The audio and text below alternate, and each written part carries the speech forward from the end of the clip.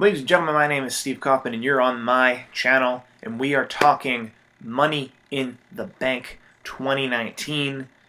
It is tomorrow. Don't check what time it is you're watching me live, but thank you. It is kind of late. I'm trying to get this out for you because the good folks over at WrestleRumble.com, they've thrown me a little support to give you this video. Now, what is WrestleRumble.com? Now, WrestleRumble.com is the DraftKings of professional wrestling, the FanDuel of professional wrestling, if they somehow got to you first.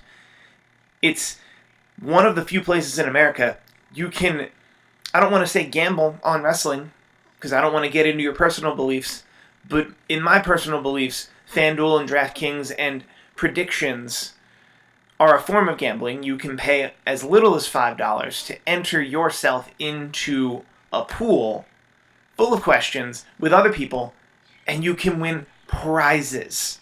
I say prizes because the top prize will be mine and mine alone. Let's jump right into it. Right here we are starting off with the WWE Champion Kofi Kingston going one-on-one with the returning Kevin Owens. I'll be honest with you, I am really excited for this matchup. I'm really excited to see Kevin Owens working again. I am also really excited to see Kofi Kingston have his first successful title defense, and I am not alone. The sportsbooks are with me here. You can get 1 to 2 odds, meaning you would have to bet $2 to win $1 on Kofi Kingston, $4 to win $6 on Kevin Owens. This is a no contest for me. I've got Kevin Owens.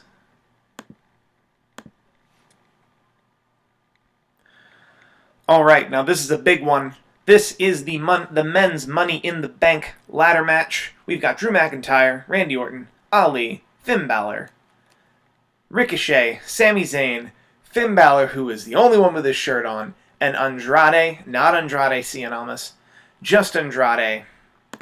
I think you can tell from the way I did the graphic that I'm down to 2 here. But let me just let you know what 5 Dimes has here. They have Drew McIntyre at a negative 120, which means you have to bet $120 to win $100.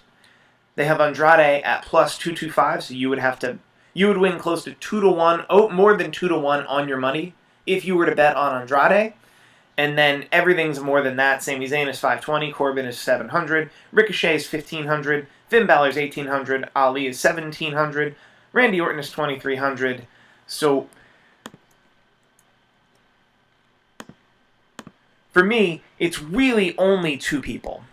It is Drew McIntyre, who has been wildly protected, been around that block, or Andrade, who, if you were to believe what people have said, have told them this week, trying to find the best way to explain it, went into Vince McMahon's office, asked why he didn't have a push, and the answer was he doesn't speak English, in spite of the fact that Zelina Vega speaks English for him. Personally, I like both of these guys. I think both of these guys would be an excellent choice for Money in the Bank, how they do Money in the Bank. I think Ricochet would be the obvious choice if they did Money in the Bank how we want Money in the Bank to be, which is a mark for the future. Correct me if I'm wrong, Randy Orton has already been Money in the Bank winner. Baron Corbin has already been a Money in the Bank winner. Finn Bálor has already been a world champion. I'm going with Drew McIntyre here. Now, there are some fun props here on the Money in the Bank ladder match as well. And I actually did not properly prepare myself for this next part. So while I'm on the webcam, I should be able to do a window capture 2. And then we can jump into this spreadsheet. But we're still on the webcam, right? No? Alright. We're going to get rid of you. There we go. So, while I vamp very briefly, we're going to go ahead and find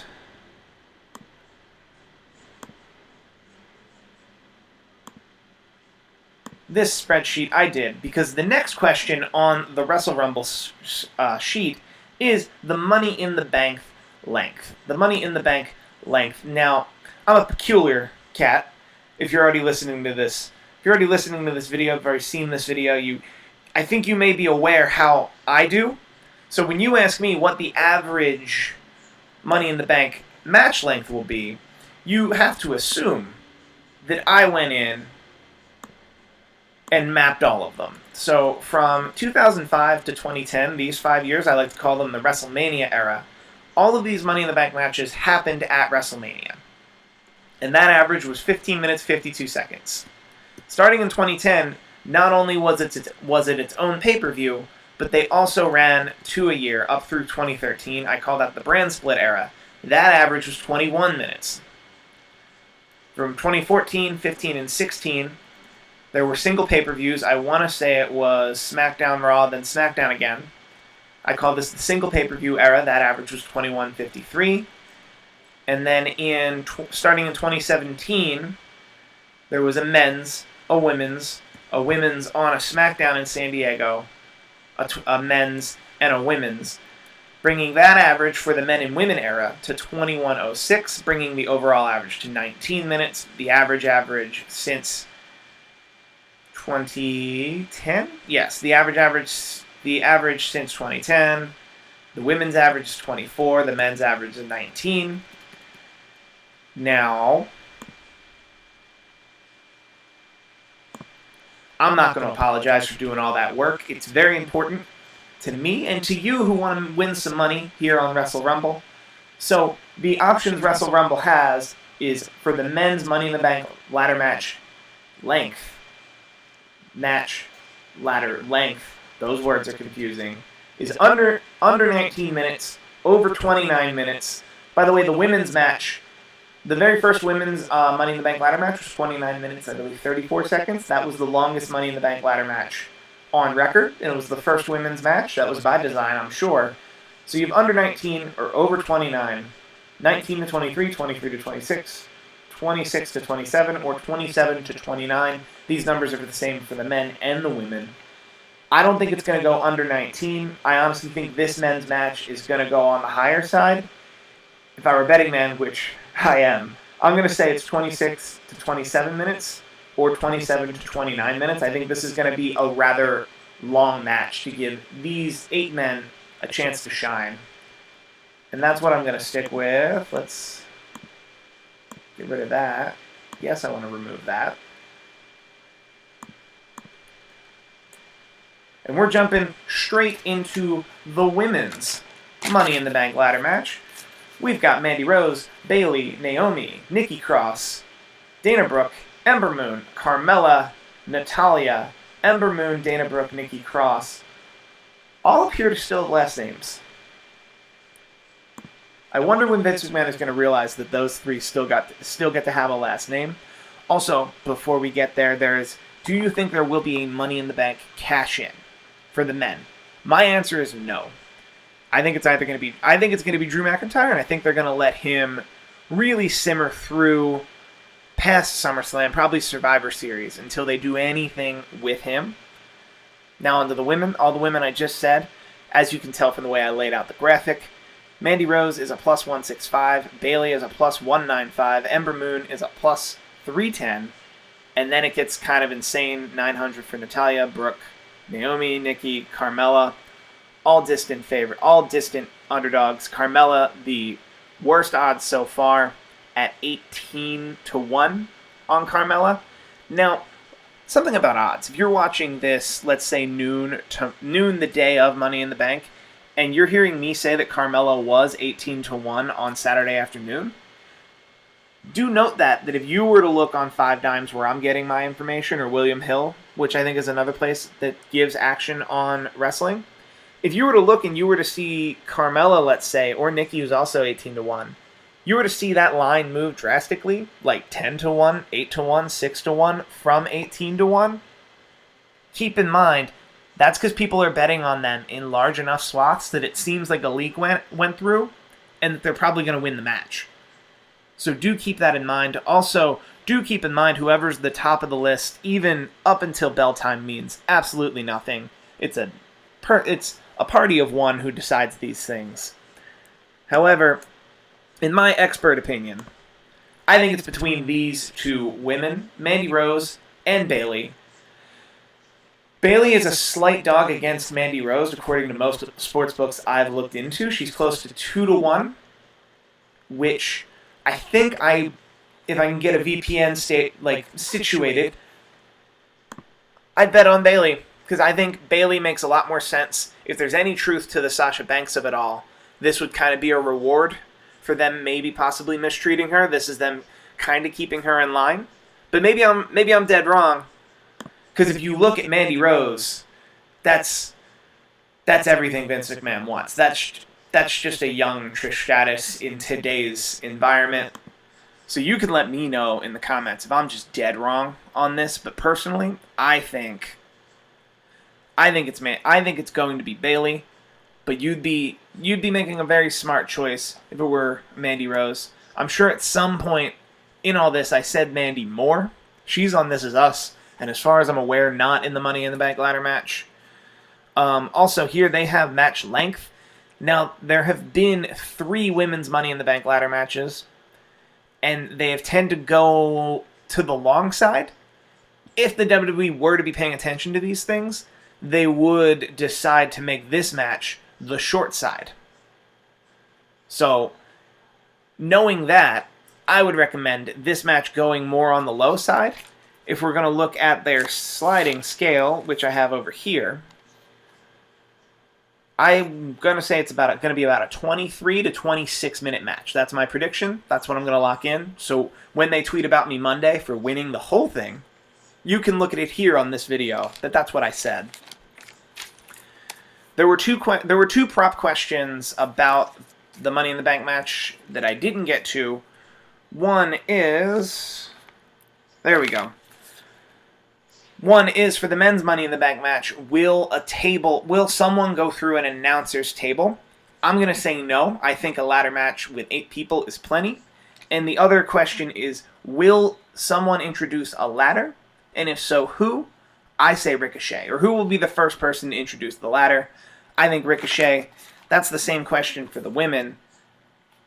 I say no tables for women. I think that sets a bad precedent. I think a ladder match with 8 spectacular superstars is enough. And for the ladder question, I'm going to say Dana Brooke or Nikki Cross, and I'm going to lock in Nikki Cross. Nikki Cross will be the first person to grab the ladder, jump into that fray, let everybody know. Also, and this is going to bring us to all the Becky Lynch talk, do we think there will be a women's Money in the Bank ladder match cash-in? And my answer here is no. And some of you may think I'm a little off base. Some of you may think I'm a little crazy. But we'll get there with the Becky Lynch talk.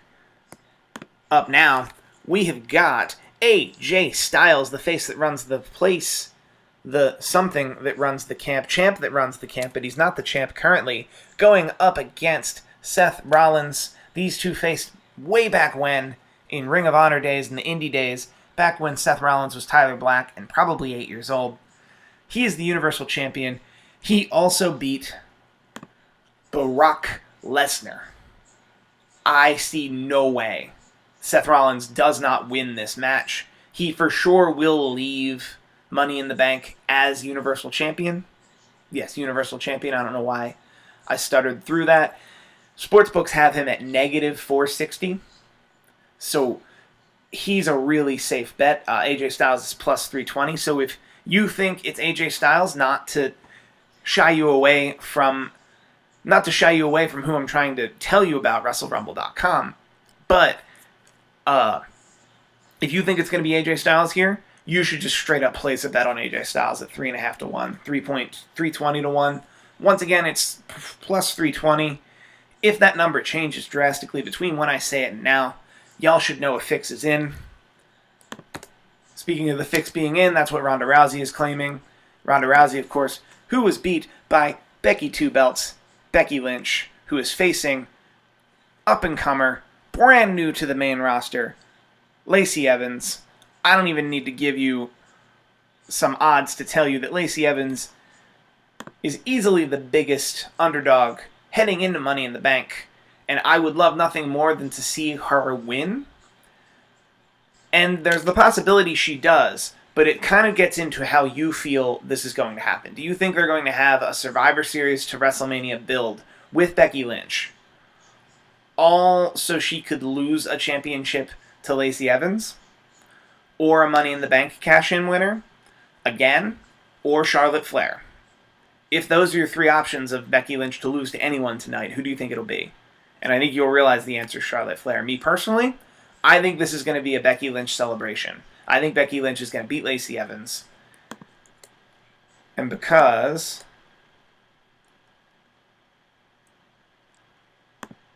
there we go. And because we're on the subject, I think she's also going to beat Charlotte Flair. Now, this one's a pick'em if you're a betting person. Also, they want to know the match finish for both Becky Lynch matches. I say pinfall for both. I think neither women will submit, but both women will lose to Becky Lynch. And Becky Lynch is only negative 175 against Charlotte Flair. Charlotte Flair is plus 135. Another thing, here I am real late on Saturday night telling you that Flair is plus 135. If you look yourself and she's plus 225, plus 285, the fix is in, guys. The closer you get the bell time, the more likely these markets are to tell you what the finish will actually be. So I'm telling you right now, Becky, if Charlotte Flair is worse than plus 135, this isn't a landslide, this isn't a pick'em. Becky Lynch is going to win. And that match finish, in my opinion, is going to be a pinfall. But I would not be shocked if it was a disqualification because Charlotte Flair lost her cool. That would actually be a pretty decent finish. Speaking of matches we know the finish to, Elias. There's this gentleman, his name is Elias. He's a decent performer. Allegedly, he knows how to wrestle. He is facing Roman Reigns, and I've got Roman Reigns. I don't really have much else to say about this. That's what's going to go down. Similar to kind of easy things to pick here. We've got The Miz, and we've got Shane McMahon. You might be wondering, hey, that picture of Shane McMahon looks like it's from 5 years ago. That's because the WWE's website just has not touched the picture. They assume Shane McMahon has not aged in 5 years. So that's also why the ratio is a little off with the neck and the eye line. I tried. I should have made Miz a little bigger. But I'm over it. Let's stop talking about my graphic and let's start talking about this match. Miz has lost most of these exchanges, including the WrestleMania one, in spite of having the better showing. I see no reason why it will not, and I repeat, will not be The Miz. And sportsbooks back me up as well. Shane McMahon is 10-3, meaning you would bet $3 to win $10. That is more than 3-1 odds. Miz, you would have to bet $5 to win $1. I go with The Miz all the way here. It's not even a question. It's easy points. I just gave them to you. Similar easy points is Rey Mysterio, Samoa Joe. There it is. Samoa Joe's going to win. I think they want to get some business with Dominic, which will be fun, I guess. They're definitely going to give us our rubber match from WrestleMania. Not rubber match. They're going to give us our remake match from WrestleMania because Rey Mysterio was hurt and he had that very fast tap out. But I see Samoa Joe winning here. I see Dominic getting involved. Maybe he'll act like he cares because on TV he does not seem to care or petrified of Samoa Joe, or he kind of no-sells. They also have some tiebreakers here. There are 2, 4, 5 tiebreakers here. Now, a tiebreaker in Wrestle Rumble parlance is specifically if you have, how to best say it, if people have the same score, they're going to go to these tiebreakers, and these tiebreakers are worth points only if there's a tie. So, the first tiebreaker question is the AJ Styles match. Forgive me.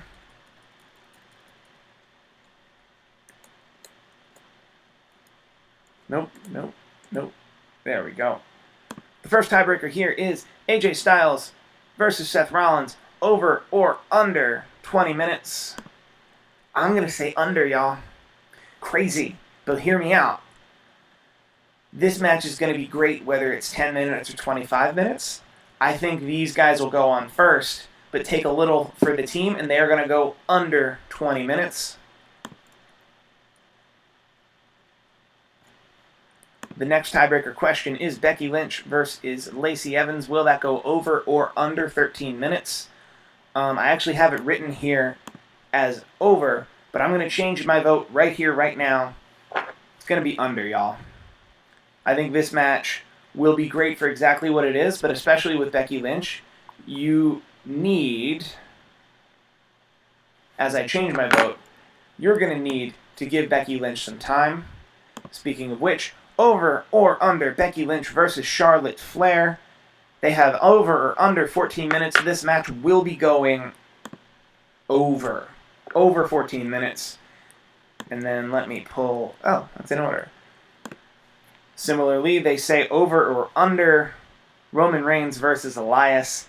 As much as I think they're going to want to give Roman Reigns an incredible showing, a Hogan must pose moment, I don't think there's enough meat on this bone, and I'm going to say under.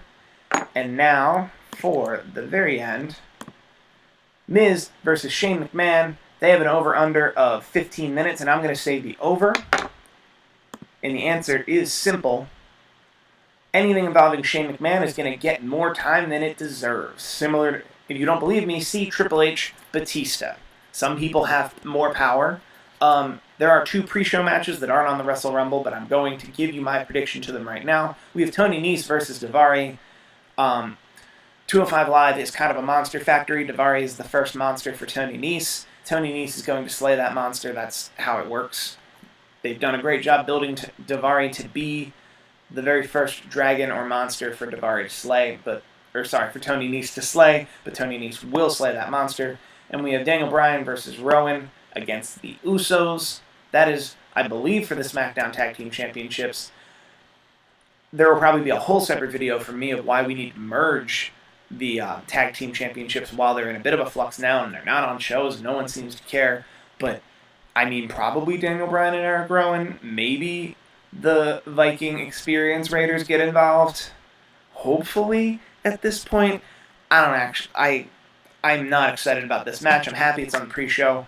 And also, that's how they punish Daniel Bryan for not wanting to go to Saudi Arabia. I think it's the wrong thing to do, in the sense that it's not an effective punishment. I think Daniel Bryan likes to work.